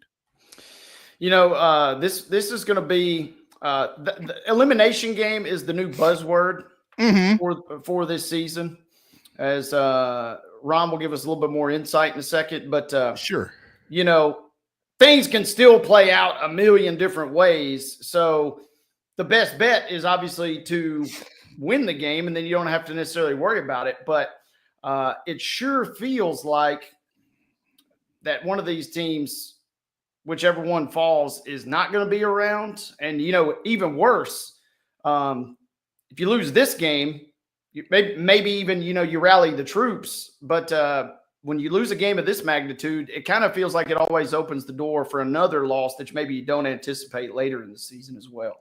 Yeah, and given what both of these teams have left after this game, staying in contention or playing your way back into contention may not be the easiest thing either. So it's certainly a huge matchup in terms of postseason and playoff implications. And we do welcome Ron Higgins to Main Street Sports Today and the weekend warm-up. Hig, what's up? Hey, how you doing? Doing well. How about you? I'm good. Awesome. Great. Hey, go ahead. First off, wanted to congratulate you on your induction into the Louisiana Sports Hall of Fame. That's a heck of an honor, and we are proud to have such a luminary on our show. Well, it was a huge deal. I mean, I never expected to be in the Louisiana Sports Hall of Fame. They called me and they said, we're naming you to the Sports Hall of Fame. You're the Distinguished Journalism Award winner. I said, did you say distinguished or extinguished? But it was it was a huge deal. It was a great honor, great weekend. Good people in my class. Simone Augustus was in it. Drew Brees was in it.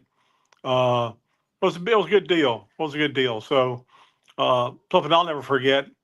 But I was honored to be in the Tennessee Sports Writers Hall of Fame like 10, 12 years ago. Y'all got some good people in that thing going in this year. Man, that's a heck of a deal. So anyway, but I'm ready for another football weekend. We're getting toward the end here. Basketball is kind of meshing into it, so it's getting kind of crazy. Yeah, the overlap is always fun. Ron, what do you think about this Alabama LSU game? I mean, what are your feelings? How do you feel about this matchup? Well, I think y'all are correct. I mean, the winner of this game is out of the playoff picture. It's pretty clear. I mean, they're done. To me, it's LSU. It's a matter of LSU can really stop Milroe from running effectively, and for LSU to run the ball some, so the Gus Mock can throw the ball well. A&M game, I mean, they had just no running game against A&M, and really, Nussmeier forcing passes he hadn't forced all year, and kind of got him in trouble. And LSU's had some problems with dual threat quarterbacks this year, so it's kind of playing in, that's what Milroe does good. So, I mean, but this way, but there's not the same feeling that they've had in past years when they play Alabama of, oh my God, it's Alabama. Mm-hmm. They're unbeatable. This team's beatable. They're very average. I think they're kind of still trying to find their identity at this time of the year. And obviously with a new coach, and I just think the biggest problem with Alabama is that DeBoer has kind of tried to make Jalen Milroe into Michael Penix. And he's not that guy. He threw 45 times against Tennessee. Why?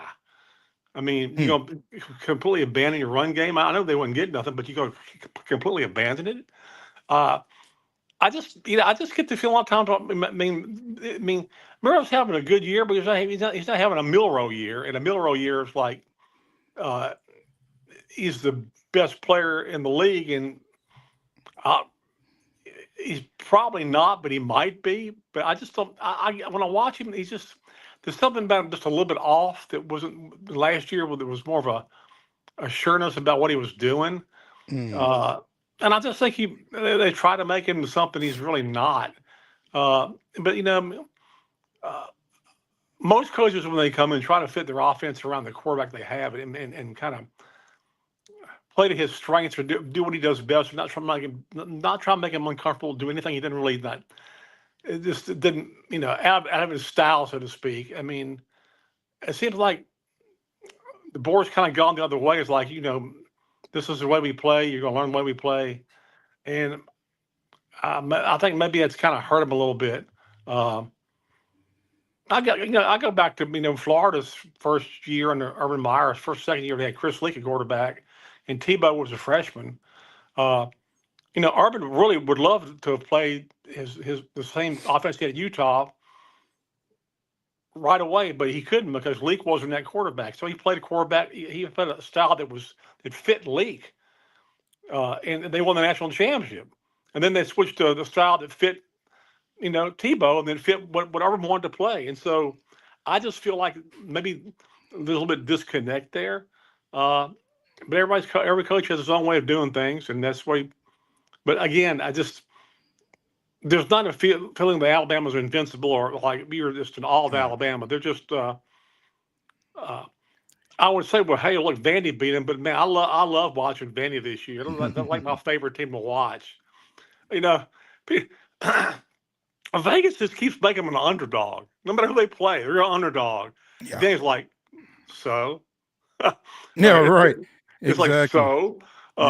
It's been wonderful watching them. They'll be here in a few weeks in Tiger Stadium, so it'll. But LSU Alabama, Alabama's a 3-point favorite. I negate that because of Tiger Stadium at night. You can negate that. So it makes it a pickup game. A pickup game.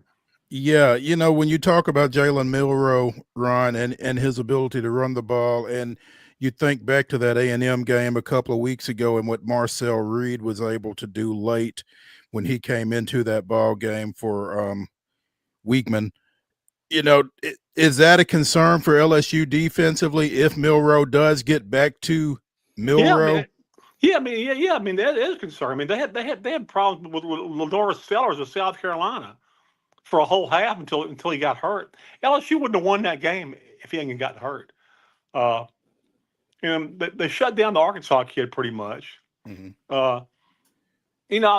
thinking, how do you? What's the best way to play Milrow? And I almost go back to when LSU played Johnny Manziel twice when he came in the league. LSU won both games.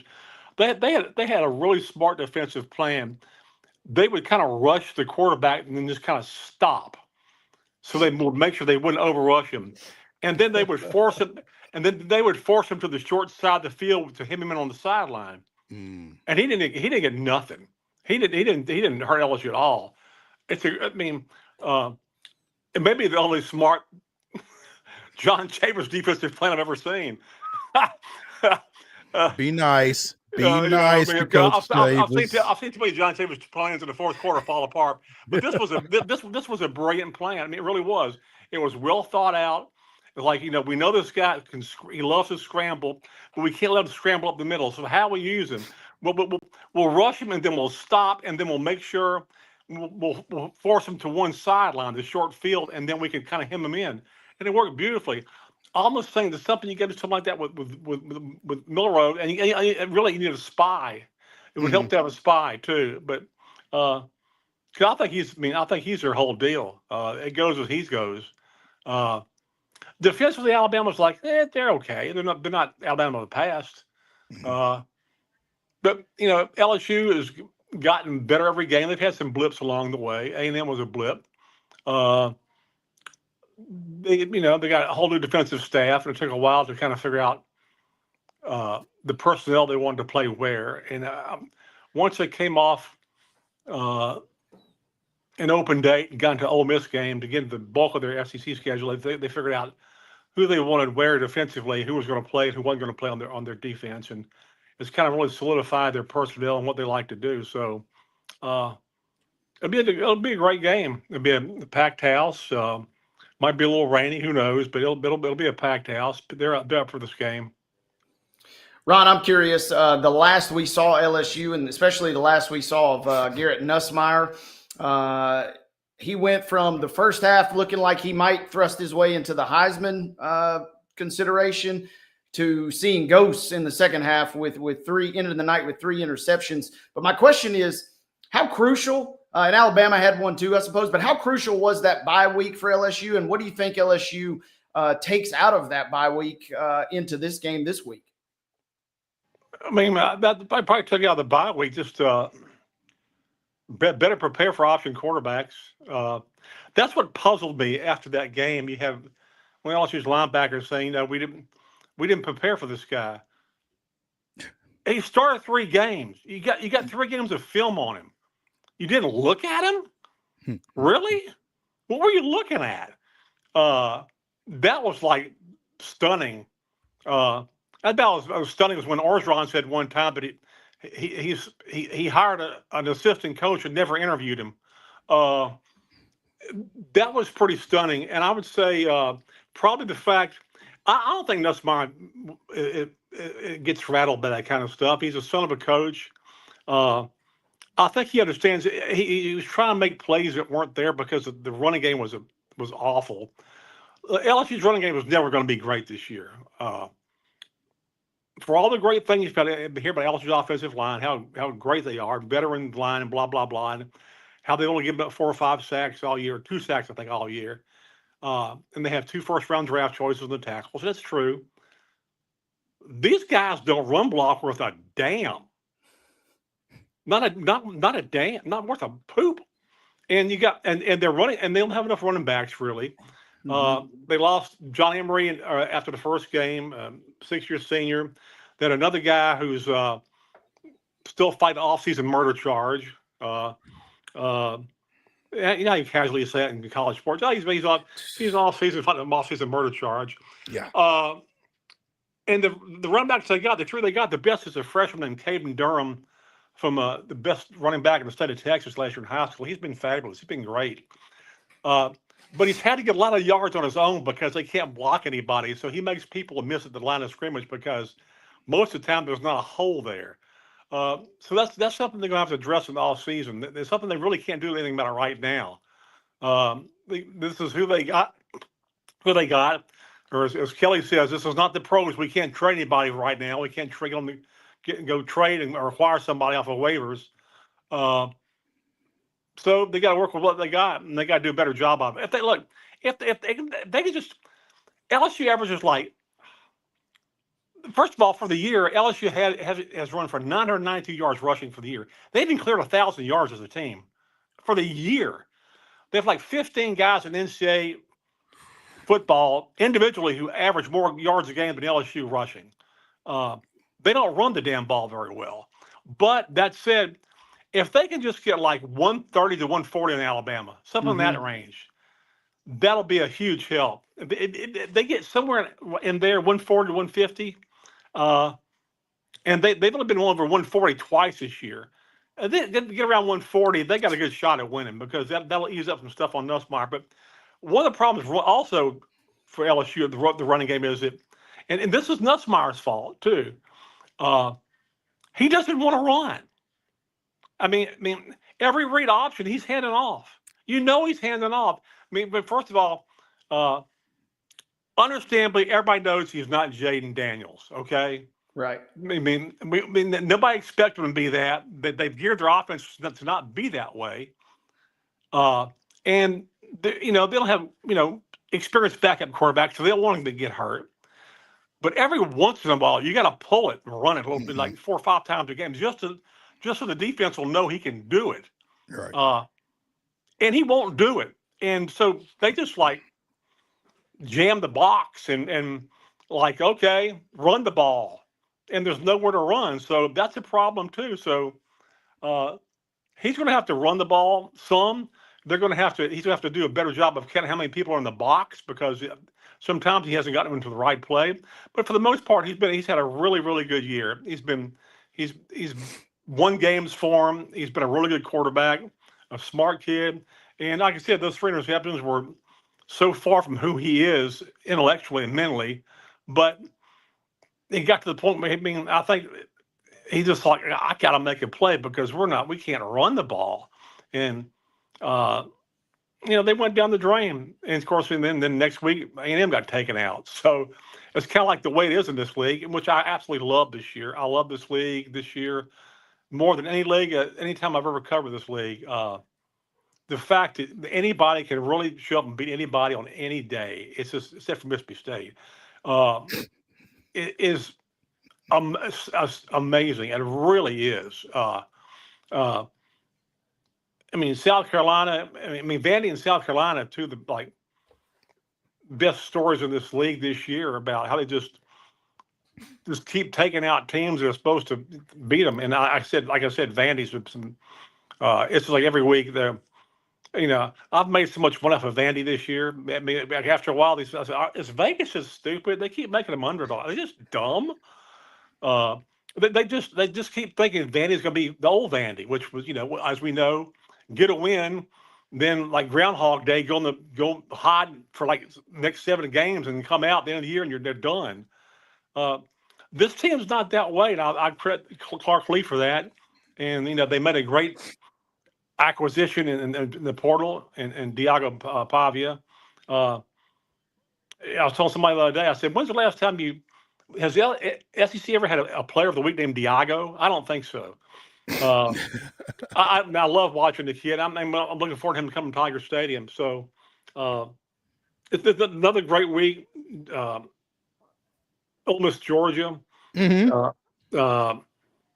I know Ole Miss fans think they're just laying in the weeds for Georgia, and Ole Miss is hot. I mean, they went crazy last week. Ole Miss has a tendency to disappear against really good defenses. They really do.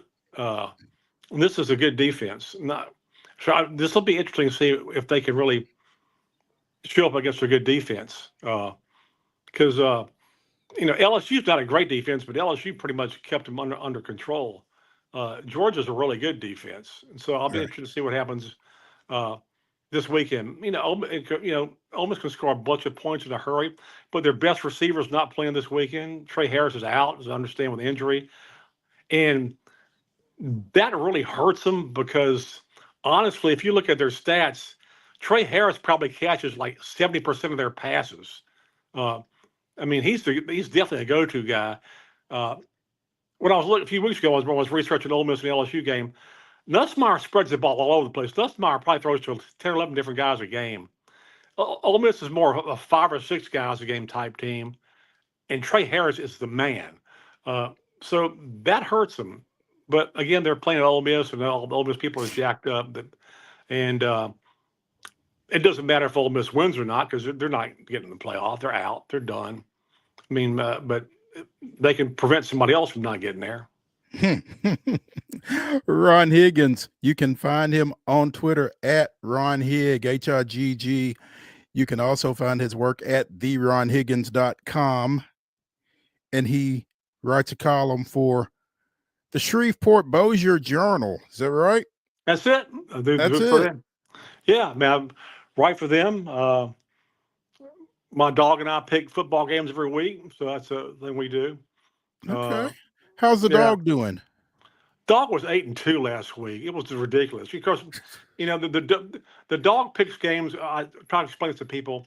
I take my dog for walks every day, and if he lifts his left leg to take a little wee, he's picking the home team. If he lifts his right leg, he's picking the away team.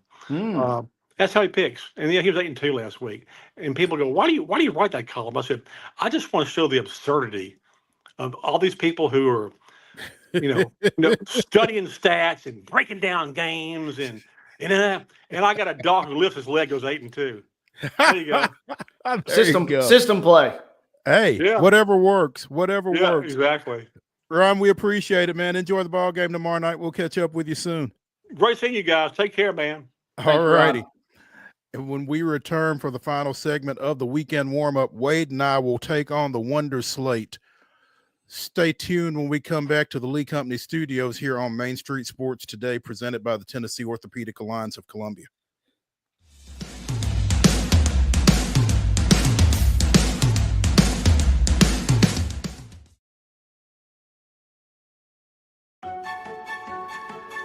So, you want to be a part of the Busy Bee team, huh?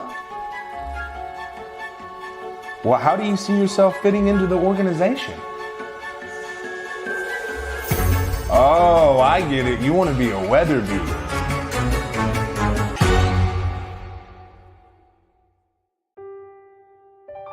This holiday season, the largest lantern festival in the country returns to Nashville Zoo. Experience more than 1,000 all-new, handcrafted lanterns, towering creatures, magical worlds, and a North Pole village. At the center of it all, the Smashville Ice Rink.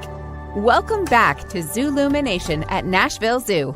Bigger, brighter, and better than ever.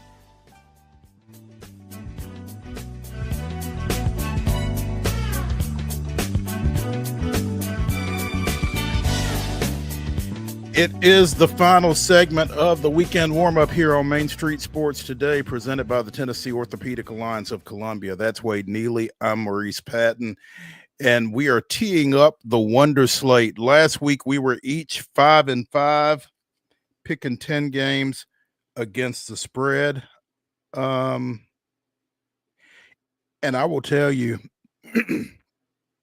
I'm pretty proud of my Vanderbilt pick.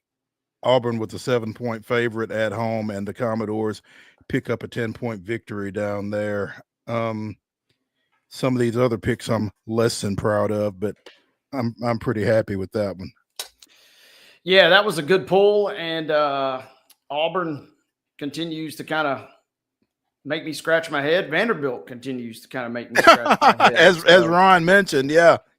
He's not just making you scratch your head. Apparently, he's making folks in Vegas. They're making folks in Vegas scratch their heads as well. So yeah, I forget the stat, but I heard one earlier this week that if you had bet on Vanderbilt every week on the money line, not even on the spread, but if you bet them on the money line every week and just rolled those winnings over, you'd still be doing pretty well, even though they've got some losses mixed in. So Vanderbilt been playing well, to say the least, and keep that in the back of your noggin as we get ready to kick this thing off. 10 games.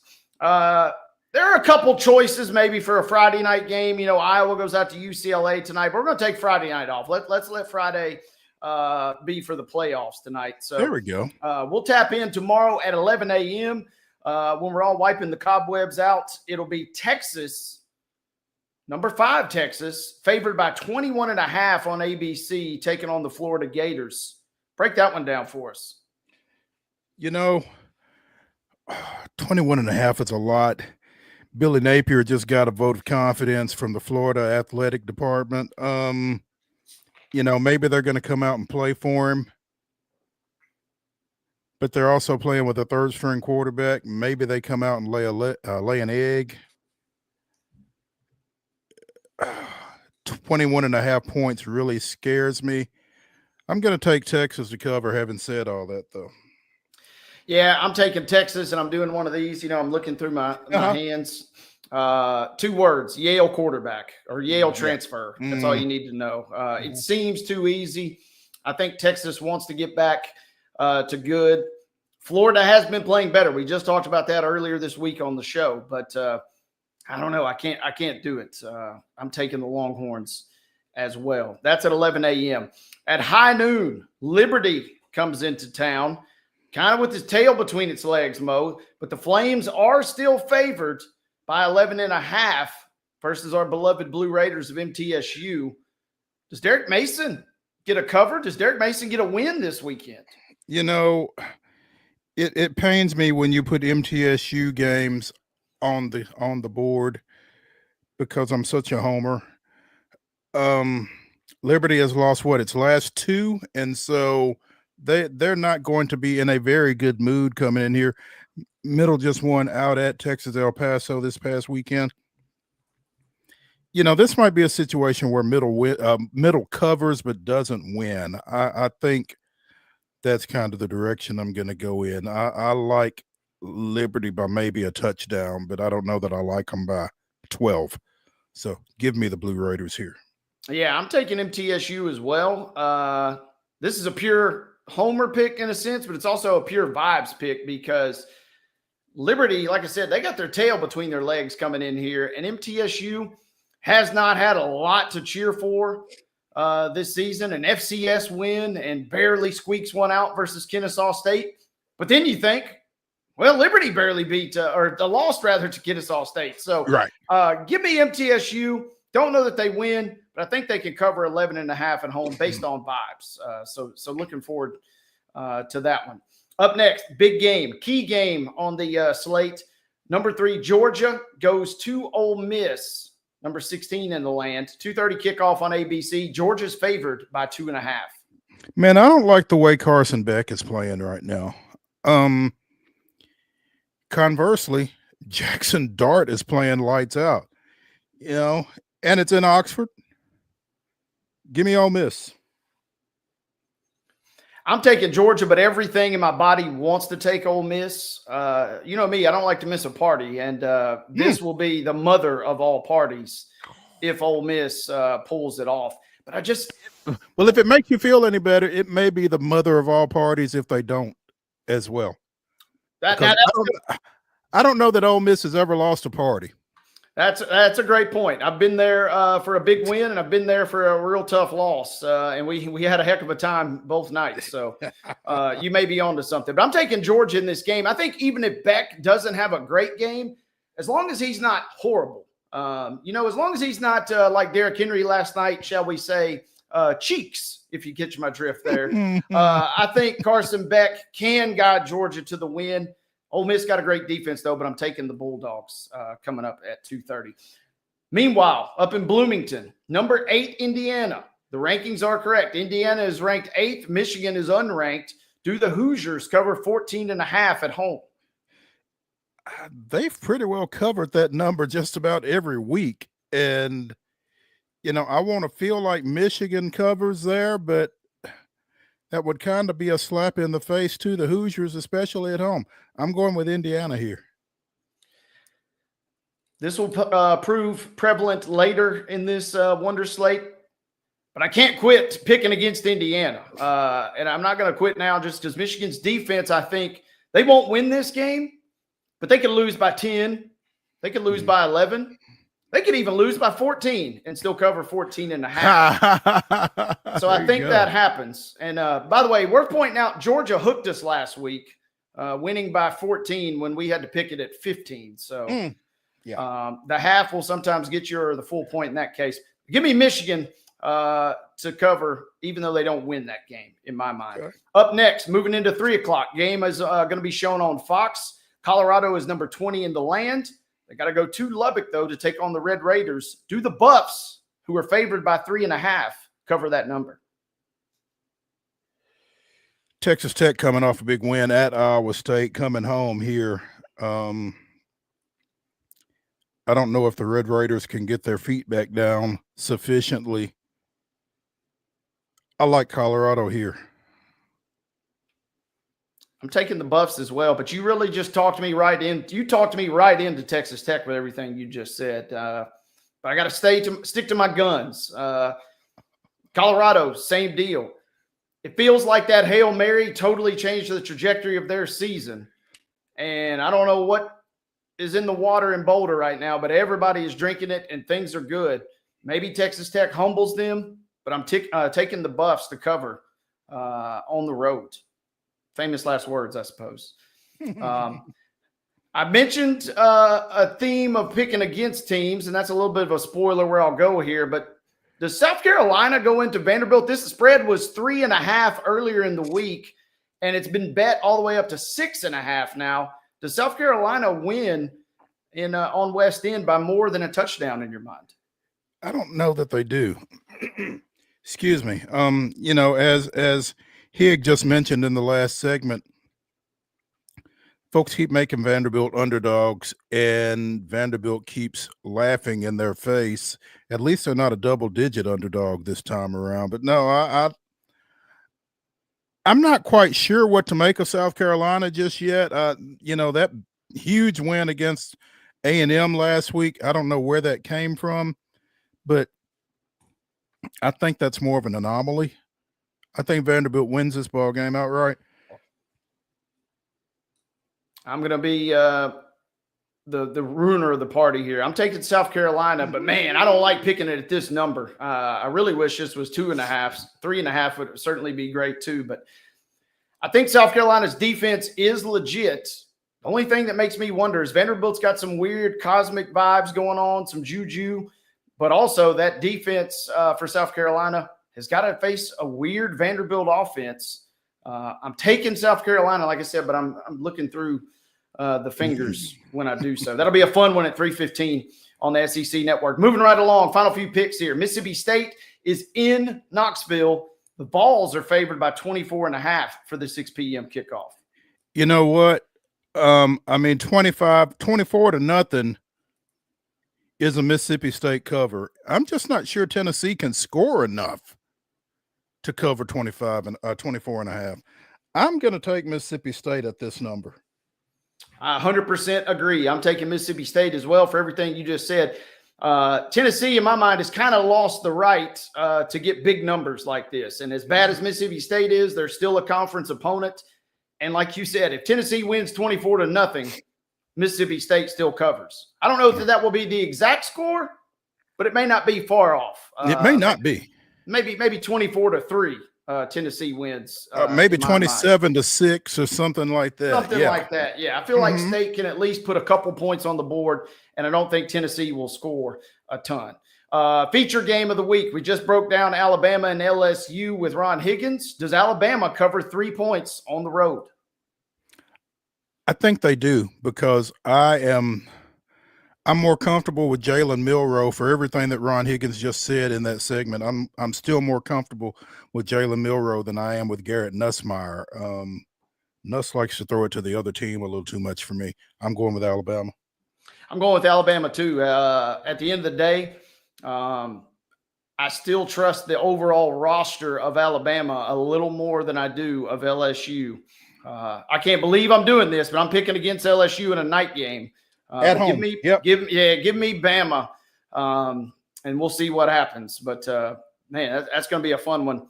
Again, 6:30 on ABC. Final two games. Oklahoma is favored by 2.5 at Missouri. Game is at 6:45 on SEC Network. That's crazy. But give me Oklahoma. I'm taking the Sooners as well. I feel like Missouri's kind of used up all of its good graces for the season.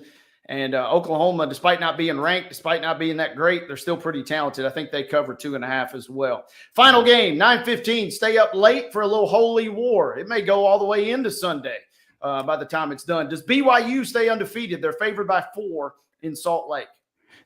I think because of all the things that we were saying about Utah earlier in the show, I like BYU. I'm not sure I'd like them by much more than 4, but I like them at this number. Yep, I think it's going to be a close game, but I think BYU finds a way to gut one out. Give me something like 27-20, BYU winning a game. If Utah pulls one out, man, another great chapter in the Holy War, because they're not supposed to win. Playing at home, I think it's going to be a fun one. Yeah, I'm taking BYU as well. There we go. That'll do it. That is the Wonder Slate. That is the weekend warm-up. This is Main Street Sports Today, presented by the Tennessee Orthopedic Alliance of Columbia. Be sure and join us when we come back to the Lee Company studio Monday at 2 o'clock. In the meantime, go out and see a high school football game tonight and check out Main Street Preps for all of your high school sports coverage. Again, we'll see y'all Monday at 2 o'clock right here